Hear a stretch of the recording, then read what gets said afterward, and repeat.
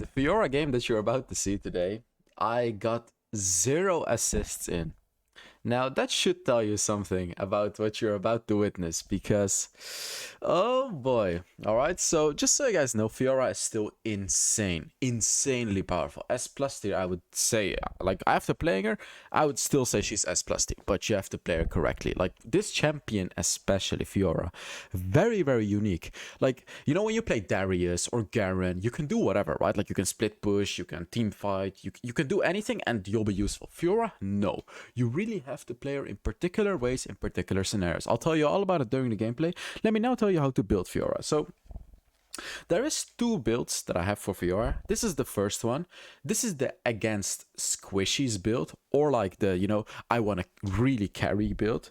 And then you have this build, which is the against tanks build. If you're up against a lot of tanks and you want to sustain, then you go for this build. Honestly, the only difference would be the Divine Sunder and the Trinity Force. But yeah, I have it in 2 separate builds. I don't really know why, but I do, I guess. So let me talk to you about this build, which is the carry build. And the other one you can carry with too, of course, but like that's what I'm calling it. So Trinity Force first item. Like always Trinity Force or Divine Sunder first item, by the way. Like every single scenario, that should always be a first item. I want to address one item though, which is the Hole Breaker.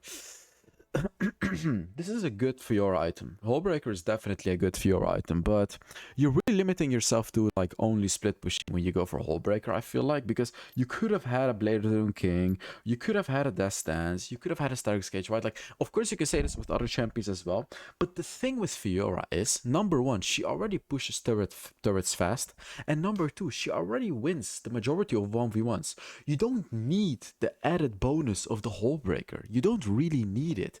So that's why I feel like it's a bit of an overkill to go for Breaker. Now, I'm not saying it's a bad item. It definitely works, okay? It definitely works, but I just personally prefer not to go for it. What I personally do like to go for is the Blade of the Doom King. Not necessarily as my second item. Honestly, these items are all random. It's all situational which you have to go for. Like, Death Stance is great if you're up against a lot of burst. If you don't know what to build, then go for the Starry Cage second item. Blade of the Doom King. Even if you go for a Trinity Force, if you add a Blade of the Doom King on it, you will still destroy tanks. So you don't necessarily need a Divine Sunderer to destroy tanks. Of course, with the Divine Sunderer, you'll have that tank destroying power earlier on in the game, but with a Blade of the Doom King, you're still going to be able to destroy tanks. Like if you're up against a Mundo, again, you don't need a Divine Sunderer. Blade of the Doom King is going to allow you to destroy a Mundo as well. Guardian Angel is great later item. Like you want to get this as your 4th or 5th item. Really not anything before that, to be honest. And besides that, there's really no other item that I go from Fiora. I suppose you could go for Mana Immune. I really don't like the Mana Immune build, but I've seen some people do it. For the boots, you go for Plated Steel Caps or Mercury Threads. I don't like Glutinous Greaves because Fiora does a lot of true damage, and of course true damage is not going to heal you at all with the Glutinous Greaves. So that's why Plated Steel Caps or Mercury Threads. And your ultimate heals you as already, and your passive heals you, so that's why you really don't need the Glutinous Greaves. For your enchantment, honestly, I pretty much always go for Protobelt, regardless of the situation, because I really know how to use Protobelt on Fiora, because you can proc Vitals with Protobelt. So I pretty much always get Protobelt. You don't need a Stasis, because you have your second ability. I suppose you could go for Teleport, right, if you need to teleport, but I always go for Protobelt on Fiora. For the runes, you want to go for Grasp of the Undying. You could go for, where is it? The Conqueror. I don't like it, but you could. Grasp is much better, again, for the laning phase. Second rune, there's 2 runes that you can go for. Triumph is great for team fighting, and like, Triumph is just great in general. It's just such a broken rune. And now Brutal is a rune that really fits Fiora. This one is also amazing on Fiora. Like, the thing is, you don't really need Triumph, because if you finish off an enemy with your ultimate, you already heal up. But again, I still go for it because it's even more healing and bonus damage to the enemy when they're low. But Brutal is an absolutely brutal rune on Fiora, because your first ability applies Brutal. And you have a lot of combos where you hit multiple basic attacks one after the other. For example, basic attack, third ability, which allows you to do 3 basic attacks in a very quick succession, which allows you to deal the bonus brutal damage every single basic attack. So that's why Brutal is one of the best runes on Fiora. Third one, you go for Adaptive Carapace, of course, depending on the situation, but Adaptive Carapace is really good for the laning phase here again. It really allows you to destroy the enemy. If you're up against a Garen, it's actually better to go for Nullifying Orb, because obviously Garen goes right through that bonus armor you get when you're low amount of HP with your ultimate. Fourth rune, you go for Demolish. You don't really need it. I just kind of like Demolish. You can go for... Sorry, you can go for Nimbus Cloak. You can go for Mana Flow Band even, because Fiora does use a lot of mana. Sweet Tooth if you're up against a bit of a rougher matchup. You can go for a lot on Fiora, honestly. I don't really recommend Hunter Genius. But yeah, I personally often go for Demolish just to be able to destroy turrets even harder than you do already. For your spells, you go for Ignite and Flash. So that is it about the build. Let's now get into the gameplay, guys. And as I said, this gameplay... I literally... So I'm not going to say whether it was a win or a loss. You guys are going to have to watch this game. I literally had 0 assists this game. What a ridiculous game this was. So let's start talking about how to play Fiora. First of all, I want to warn you again about this champion. This is not one of those champions that's easy, okay? This is not a champion. Basically, like, you know, Lee Sin, like Vayne, like Katarina, like Aurelia. This is not a champion that you're just gonna get into. If you pick up Fiora, and I'm like, don't tell me I'm different. Don't tell me. If you pick up Fiora, your first 50 games or so are gonna have between 30 and 40% win rate. Again, don't even dare to tell me that's not right. My Fiora is much better. Oy, look at that combo. This is what I mean. You have to be able to do things like this flawlessly. You have to see it and execute it. But I'll talk about all that. First, I want to continue with this warning. With Fiora, you really have to dedicate time and effort and watching guides and really pushing your limits. And pushing your limits is the name of the game with Fiora. Because if you don't know how to push limits, Fiora is not the champion for you. Because Fiora is one of those champions that can turn a fight from 1 HP against an enemy with 100% HP. I'm not even joking with you guys, because you heal up with your passive, and your ultimate heals you up, and your second ability blocks everything. So that's what you have to understand about Fiora. You really have to know what she can do and what she cannot do. And the only way to find that out is by absolutely crazy limit testing. Like, go for the absolute craziest fights, the craziest flash combos, the craziest dives. You have to try it all, because only then are you truly gonna understand how to play Fiora. Because, like, I can tell you right now, hey guys, you can play Fiora like this. You can turret dive like this. You can win against an Echo like this. But even if you listen and digest this information, you're not going to be able to recreate it unless you actually try it multiple times. Trial and error, but not just trial and error. I'm not telling you guys to dive turrets like absolute idiots. Of course, it has to be calculated. This is a kill. There we go. I killed him before he used the second ability. You have to watch how I play Fiora, right? Like, you have to see, okay, what am I doing? How am I limit testing her? Like, right there, I killed Echo and I'm pushing the turret, right? You can see I'm pushing the turret. That's a nice demolish proc right there. But I get ganked. I'm half HP and Riven, but I'm fighting her instantly. No hesitation. I procced my Vital, and then I used my ultimate and I instantly killed her. If I hadn't procced my Vital before entering the fight, she would have killed me. This is the kind of perfect gameplay that you have to have. I'm actually going to rewind. I'm going to show you guys exactly what I meant. Pay attention to the very first Vital that I procced right before the ultimate. The very first Vital. Look. Look. Vital was below her. Instant proc and instant ultimate. No hesitation, and now boom, boom, boom. Every single Vital I procced in like a quarter of a second, and I killed her. This is not easy. This is not easy. I'm not gonna sugarcoat this at all for you guys. This is not easy. What I've done to really get good at proccing my ultimate is I actually genuinely went into practice mode and practiced my ultimate on dummies. You can actually look up very good League of Legends guides on how to use Fiora's ultimates. I know I'm not promoting my own content here, but I'm suggesting to you guys, if you want to get good at proccing Fiora's ultimate, I suppose I could make a video of it, but I haven't. But you could look up League of Legends Fiora ultimate guide. There's going to be a lot of amazing 3 to 4 minute guides that fully explain to you guys how to proc the ultimate very rapidly. Then you're probably gonna be in disbelief, like, wait, what? Can Fiora proc ultimate that fast? You're first gonna say that, probably. I nearly killed him. Oh my god. That was beautiful, but it was just, oh. If I proc that Vital, I would have healed up and killed him. That's why I used my flash to get behind him. But okay, I was talking. Yeah, you have to watch those guides and practice it yourself in practice mode. While you're practicing it, you'll start to realize like, wow, I can do this very, very fast combo on Fiora. And I didn't know this was possible.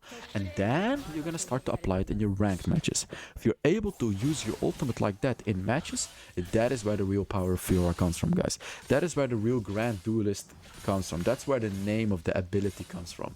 That's where the 1 HP clutch plays come from, because the enemies are never gonna see it coming. Especially if you're in low elo, people will really underestimate your power. You know, when they see you at low HP, they'll be like, ah, that's a free kill.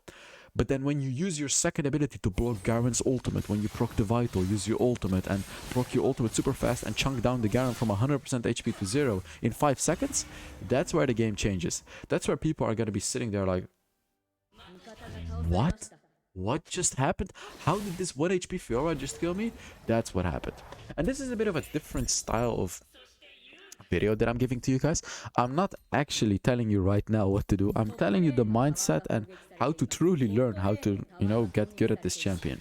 Besides that, it's really the feeling of like, okay, am I close enough to proc the Vital now?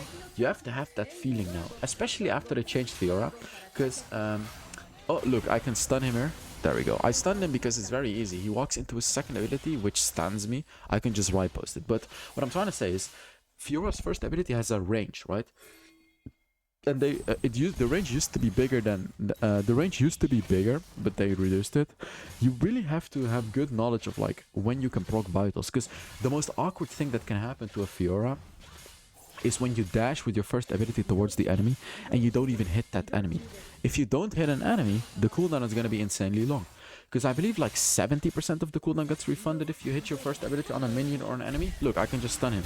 He dodged the stun, but whatever. I can ult him and I should be able to kill him. Nah, he ults. Nah, he's gonna run away. I can't kill him anymore. But what was I saying? Yeah. So it's really awkward if you actually miss your first ability. So again, dummies. Dummies is the name of the game. And not only dummies though, actually. Because with your first ability, it takes like 0.1 or 0.2 seconds to actually dash. So even if you're close enough to the enemy, but the enemy is running away in the opposite direction, it could miss. Because they're running away. They're running away from the distance of your first ability. And these are all things to consider when you're playing Fiora.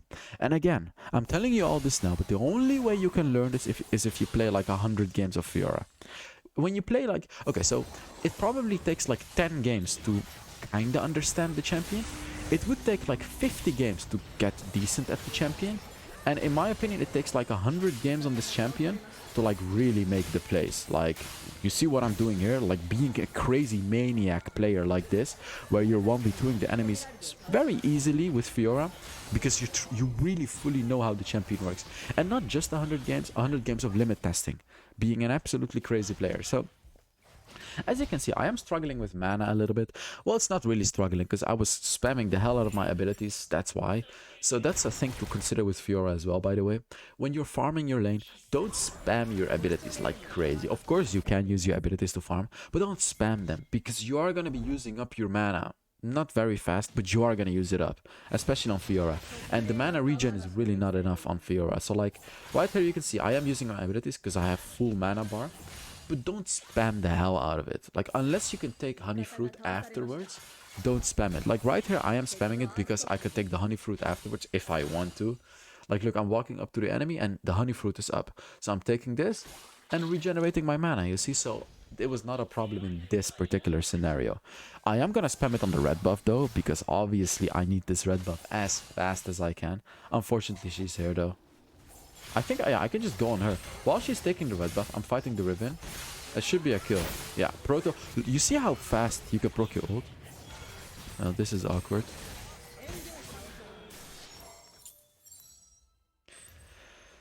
I proc my ultimate absolutely beautifully, but died in a very awkward fashion. Nah, that was tragic. That was absolutely tragic. What can I say? I died. And in a situation like that, I guess Hullbreaker's second item would be nice. But again, I just don't really like it. I don't really like Hullbreaker on Fiora. Sometimes I go for it, but I just prefer Blade of the Rune King. It's so much better. Like, it gives you the turret pushing as well. It makes you even stronger during 1v1s. And the bonus stays in team fights. Of course, the thing is, you're not going to be as tanky as the Hullbreaker, because Hullbreaker makes you tanky. But I prefer this way, because like I've really mastered Fiora. I prefer damage over tankiness, because I know the limits of my champion, right? So I can really abuse more damage as opposed to being even tankier. Ah. Oh, Echo's diving. I don't have my ultimate now though. This Kai'Sa is gonna be a problem, by the way. You guys will see. She exhausted me. That was a beautiful exhaust from the Kai'Sa. Ah, the empowered third ability already. Now things like that counter Fiora. Kai'Sa is actually insanely good into Fiora because she can juke you away. With her empowered third ability, it makes her invisible. If you use your grand challenge on her, your ultimate, she can actually use her third ability and divert it from you. She can even use the third ability and flash away from you, and you'll never see her again. You literally will have no idea where she went because she was invisible. So champion like Kai'Sa is very annoying to deal with when you're playing Fiora. Sorry. What is happening? I literally slept all day. Maybe that's actually why. That's definitely why. By the way, guys, make sure you give this video a like. I still forgot to pick the coaching session winners for last month, and I am giving away 5 more this month. Maybe I should give them away at the same time. Is that a good idea? I guess I forgot it for long enough that I should give it away at the same time. So just put a comment under the video if you want to enter. Make sure to give it a like if you want to support the channel. And now let's continue with the video. So here I'm split pushing. Again, I have Blade of the Rune King, which gives me the attack speed. As you can see, I am pushing the turret relatively fast. So he's not gonna kill me. There is no way. Yeah, I was just gonna say, there is no way Echo can kill me. And as you can see right here, this is the power of the Blade of the Rune King. It also gives you bonus movement speed if you hit the enemy a few times. You know, it's all like, I just love Blade. I just love Blade of the Rune King on Fiora. That's what I'm really trying to say. This is kind of risky, I guess. I guess I didn't learn my lesson from the last time. The last time I took the red buff, I died.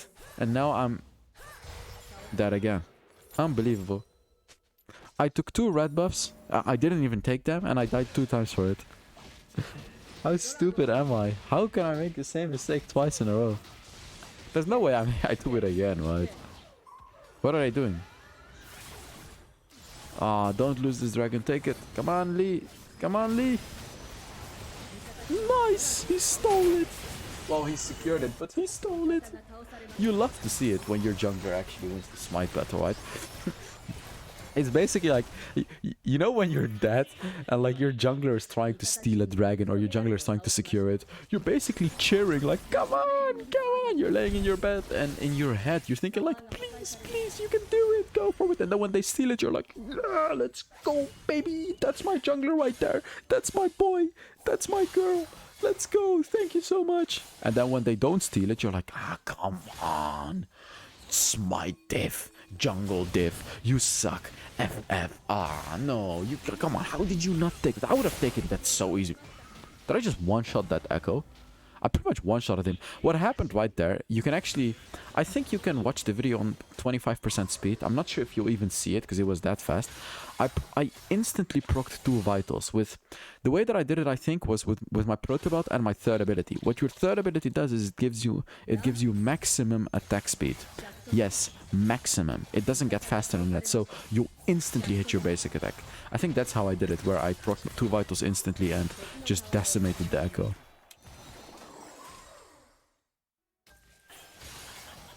Well, I'm trying to steal another buff.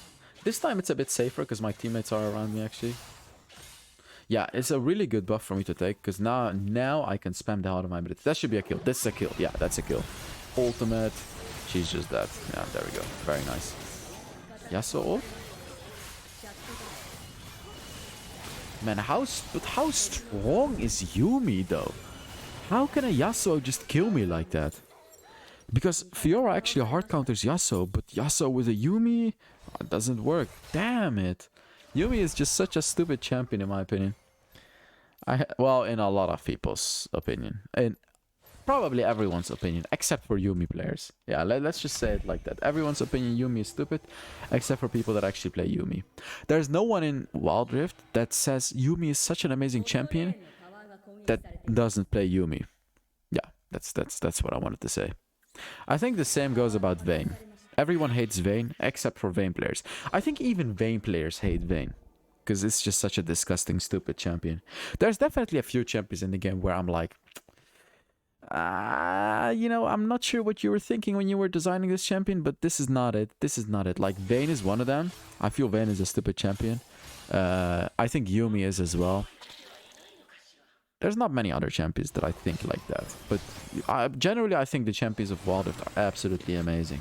Like, League of Legends champions, basically. Right here. Team fighting.